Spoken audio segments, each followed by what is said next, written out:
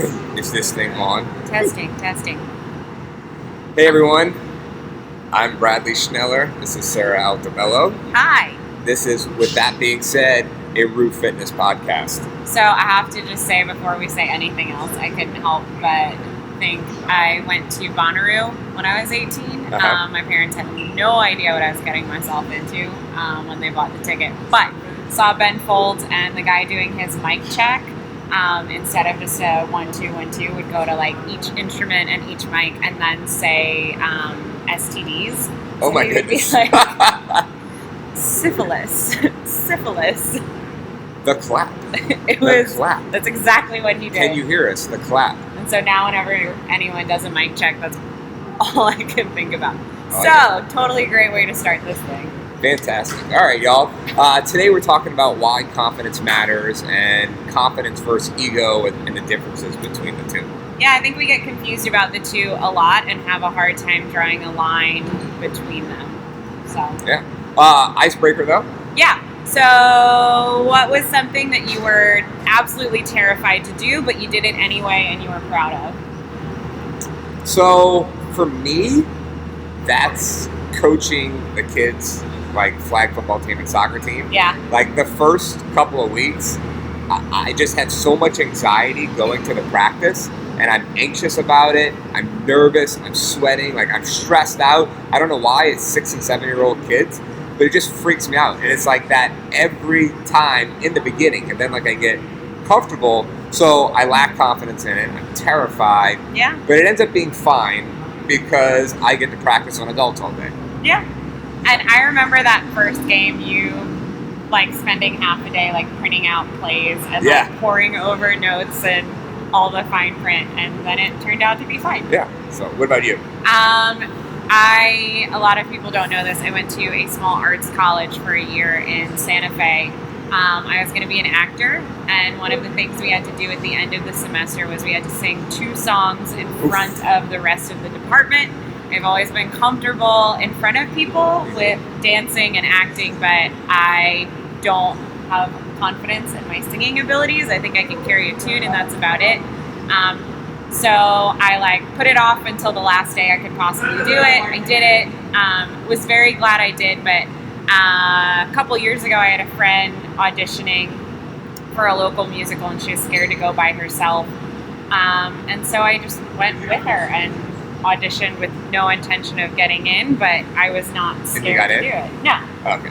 But you crushed it. It was like good practice. Yeah, it was just fun to go, and like I didn't care. I wasn't nervous about it because I had ripped that Band-Aid off a few years before. Yeah, and I remember Emily talks about like her first nutrition client, or the very first time she had to do public speaking or go on the news, how terrified she was. But repetition actually like breeds confidence. Yeah. And now it's NBD. Yeah, that's no absolutely. big deal for those of you who don't know that acronym. In case you didn't know. So learn something new every day. Awesome. All right, well, let's jump in. Confidence versus ego. Yeah, so I found this thing online, and I really liked what? 1 second. Make sure you put in the comments. We shared our terrifying moment that turned out to be okay. Yes. And we were proud of. Make sure you share yours in the comment below. Yes. Go ahead. I found this, and I thought it was kind of a really good jumping off point. To have confidence is to have faith in your own abilities and believe in yourself. But the ego is something else entirely. Unlike confidence, the ego operates out of self-interest. It's an entirely different thing to take on a self-righteous attitude and judge others along the way. Yeah, absolutely. I'd like to think that ego can be, it's damaging in a lot of ways. Yeah. One of the ways ego can be damaging is it doesn't allow you to grow. Right. You know, it keeps you in the same state because you think you're better than everyone else, or you think you know more, and so it really harms you in that matter. Which in the gym doesn't allow you to get better. Yeah. You might not get fitter, and then you might get injured. Yeah. The thing I think about the most with ego is overconfidence. I think ego comes with a lot of judgment of others, and judgment I think is something that is, for the most part, it's very negative, and I always think that those negative thoughts and that energy and those feelings do nothing but drain and exhaust you. You don't get anything back from that. Right. So you end up losing a lot of mental and physical energy when you're spending a lot of it judging those around you. Well, also, ego comes in a lot of different forms. Yeah. And I think all of us can have an ego. Oh, right? 100%. And I think back to when I was taking yoga on the reg with Bridget Martin. On the reg is regularly, for those who didn't know. NBD. NBD. Just throwing that in there. But I was taking yoga regularly with Bridget Martin, with Grace Yoga and Pilates. She's a phenomenal yoga teacher. But one thing one thing that she said to me all the time that stuck with me was, don't let my ego get in the way.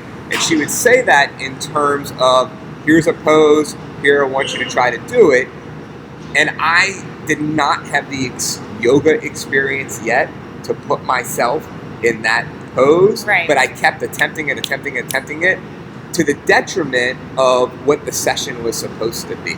Yeah. So this session was supposed to be about maybe mindfulness or working my way to that pose. So I didn't humble myself right. to do the, modified pose, which made the entire portion completely difficult. I lost what she was trying to get from me from maybe a mindfulness standpoint. Yeah. And it didn't ruin the session, but I didn't get out of it as much as I could have. Yeah. I've had similar experiences in yoga, I think, because of I finally let go of it. I would say like 2 years ago, I started doing it pretty regularly, and I had this like epiphany, but kind of going in and being like, I can do all of this stuff in the gym, but I can't hold this pose. Right. And getting frustrated and leaving there, getting absolutely nothing positive out of my class, out of the session, and that was all my fault. Yeah. You know? Absolutely. What are some ways that ego can cause harm here in the gym?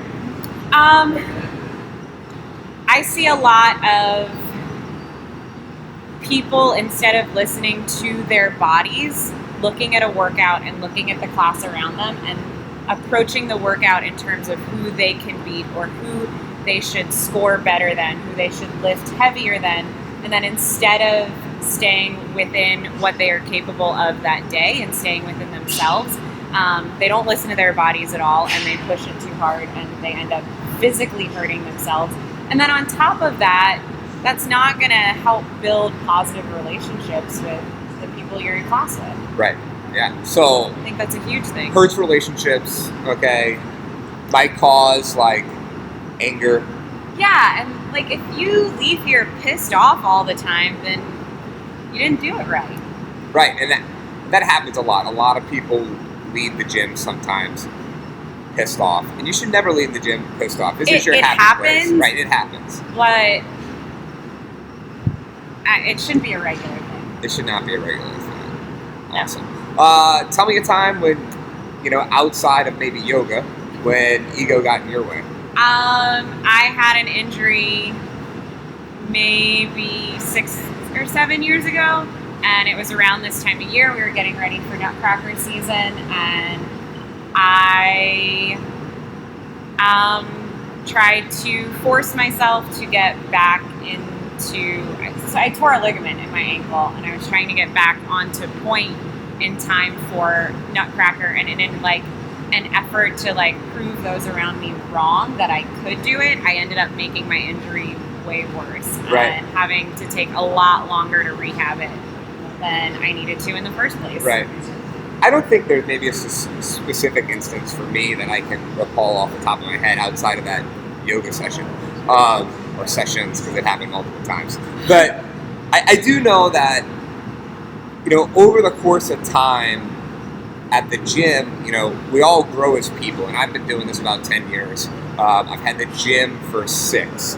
And being the gym owner, I felt that I had to be like the best at everything. Yeah.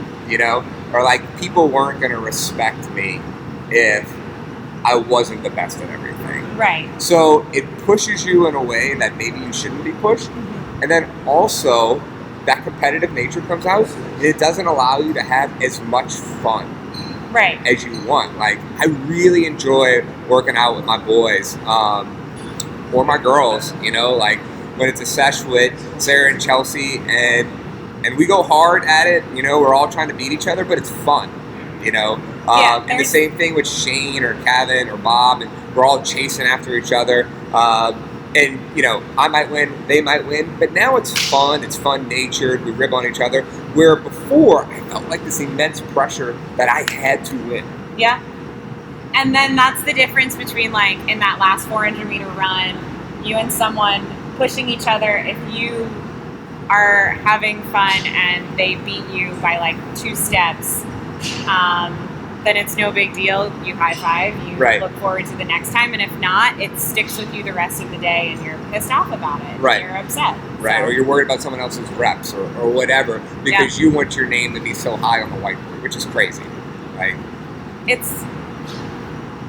CrossFit is where the game's made up and the points don't matter, but we sure do love it, but it doesn't actually matter, y'all. So, all right, we've talked about ego a lot. Let's talk about confidence, okay? What does confidence look like to you in the gym? For me, it's staying within myself and it's something I still struggle with.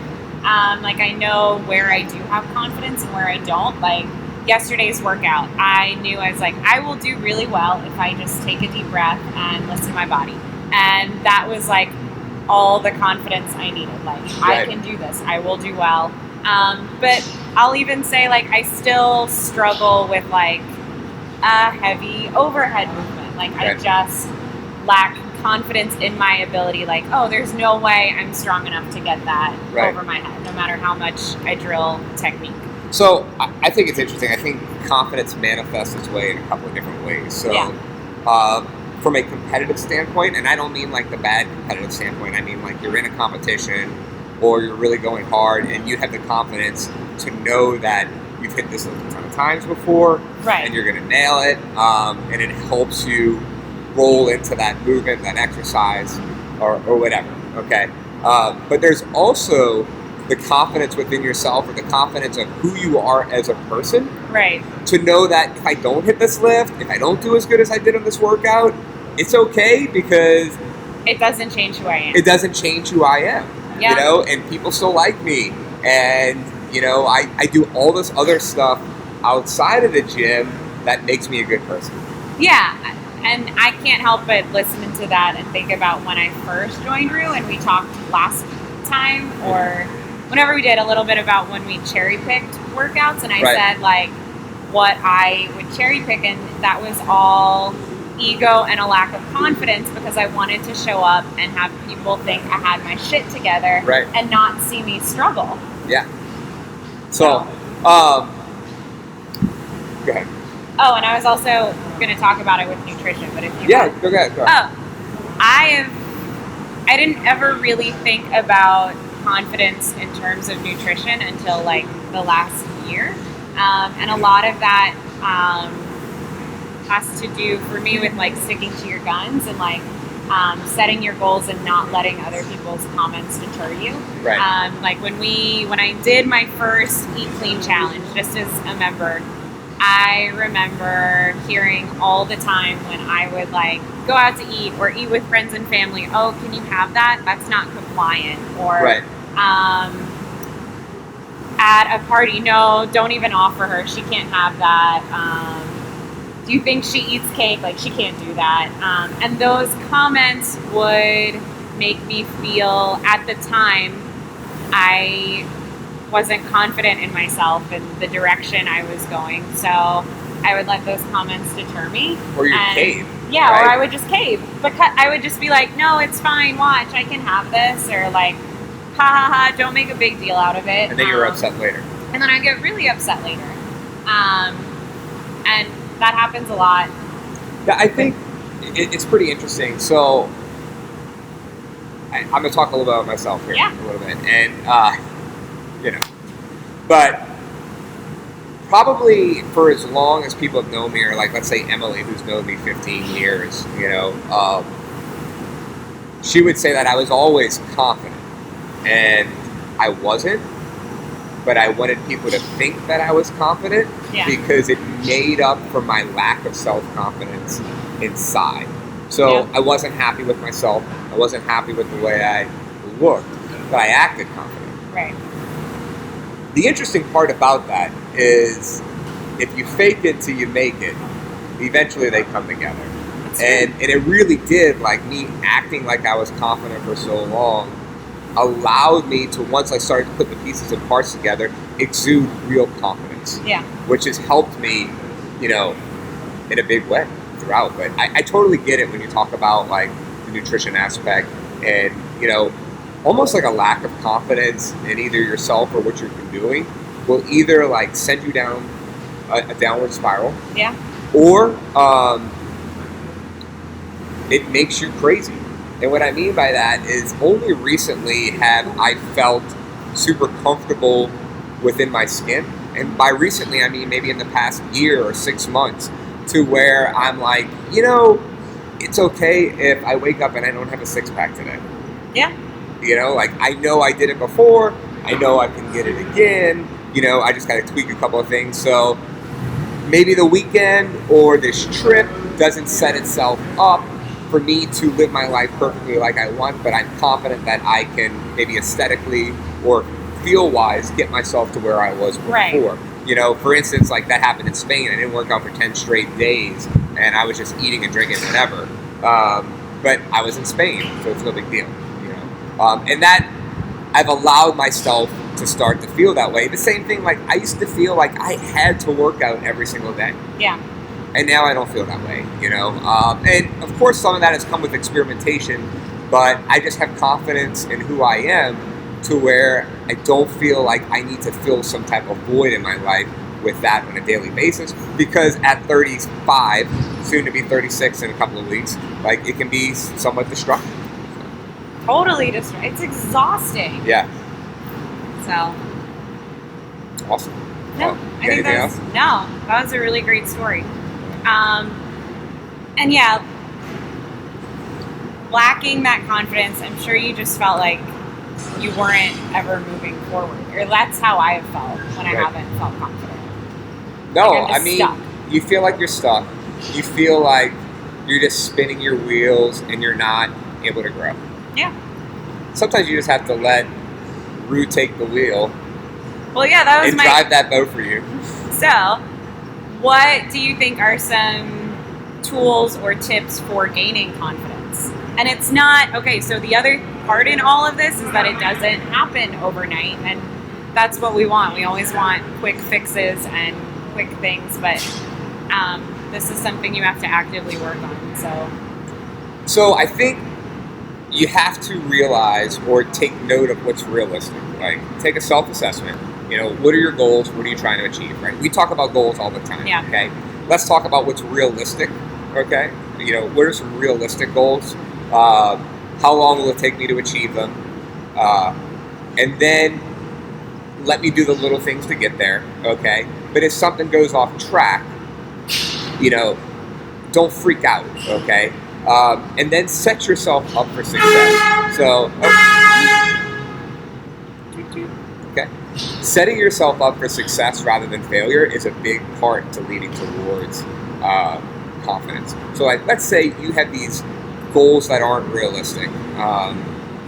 For example, like if I said, I'm going to be a regionals athlete, okay, or a CrossFit Games athlete, it's equivalent to me saying I'm going to be an NBA star, okay? But the reality is that's not a real goal, okay? I have 2 kids. I run this business. I'm 35. This is not a great time to start that, okay? My lifestyle doesn't lead me to that, so I'm just setting myself up for failure. Or, say like I want 5% body fat. Yeah, that's more realistic, okay? Like right now my body fat hovers around 10 to 12%. And for me to say like I want 5-6% body fat, is that achievable? yes, it's achievable. The steps that I would take would have to get that would completely ruin the rest of my life. So I would be either setting that goal up for failure or setting my other goals that I have in life up for failure. And your relationships. And my relationships, right. And so like I always say, set yourself up for success and, what you're choosing to go after. Yeah, I think there's a lot to be said for. We talk about that, for a goal to actually work, you should tell someone and create accountability. But I think on the flip side of that, it's also good to tell someone that, and you should tell someone you really trust, because they should be able to tell you if it is not something you can do and help you figure out what is realistic and what is achievable for you. Yeah. And I see that sometimes with nutrition clients. They come in and they have goals that aren't necessarily unrealistic, but they are so far down the road that the idea, I don't know that we are going to be able to create the motivation and the momentum to keep that goal on the forefront. That makes sense. Yeah. So we have to take it a step back and think about what kind of wins we can create sooner. Yeah. And so let's think about it in terms of a football team. I love what you just said. What kind of wins can we create sooner? Okay. Think about an NFL team or basketball team or baseball team. You lose 4 times in a row, 5 times in a row. You think you have any confidence? No, it's gone. Okay, but you win 4 or 5 times in a row, and now you think you can beat anyone, right? So, let's say someone like Nick Saban, coach of the Alabama Crimson Tide, which I'm not a fan of the Alabama Crimson Tide, but I am a fan of how he sets his team up for success and instills confidence. And Nick Saban would probably break that down as to it's not about winning this game, right? It's about executing these little bitty individual plays in the game and doing those to the best of your ability and how you should do them. And those little wins will equal greater success. Yeah. Okay? And so if you do those little individual things within a game, within a season, well, now you're setting yourself up for real success, which breeds confidence. I'm going to give a shout out to Joe Brady. Joe Brady is the passing game coordinator for LSU. I don't know if you watched an LSU game this season, but they are crushing it. They got the best offense through 6 games all time in the history of the SEC. Shout out to my boy, Joey Football Burrow. Okay? You're the man. All right. Recently, they talked about LSU putting up 550 yards against Florida and how amazing it is to see. And Joe Brady said, I don't care about what it looks like, okay, how amazing it is. I care about how well we execute individual play, individual play. So every time you execute a play to success, you breed a little bit more confidence. So when you get to the end of the game in a crunch time, okay, now you have the confidence that I can do this because I've done it a bunch of times before where I've executed this perfectly. Yeah, and we said it before. You have to win the session, win the day, win the week, win the month. And it's not like we get caught up in the bigger picture when we're in it. But if you look back at a team that has won any kind of championship, you see that all year long they have done the little things right to win each time they're out on the field or the court or wherever they are. And so to bring this back full circle, how do you set yourself up for that in the gym or nutrition? Well, in the gym, show up. As often as you can. Don't let life get in the way unless you have to, okay? The other thing is go back to what we talked about in the beginning. Leave your ego at the door, okay? So if you leave your ego at the door, let the coaches do what they're supposed to do. Let the programming do what it was designed to do. When you show up, you will be set up for success, which will equal more confidence, okay? Yeah. In terms of nutrition, that would be focus on the individual meal. What can I do with this meal? Yeah, what can you do to make each meal or each day 1% better than the one before? Yeah, don't bite off more than you can chew. Literally. Right, exactly. So funny. So awesome, y'all. Well, this was great. Hope you enjoyed it. Yeah, this was fun. Yeah, this was fun. So we'll be talking soon. See you next week. Bye. Bye.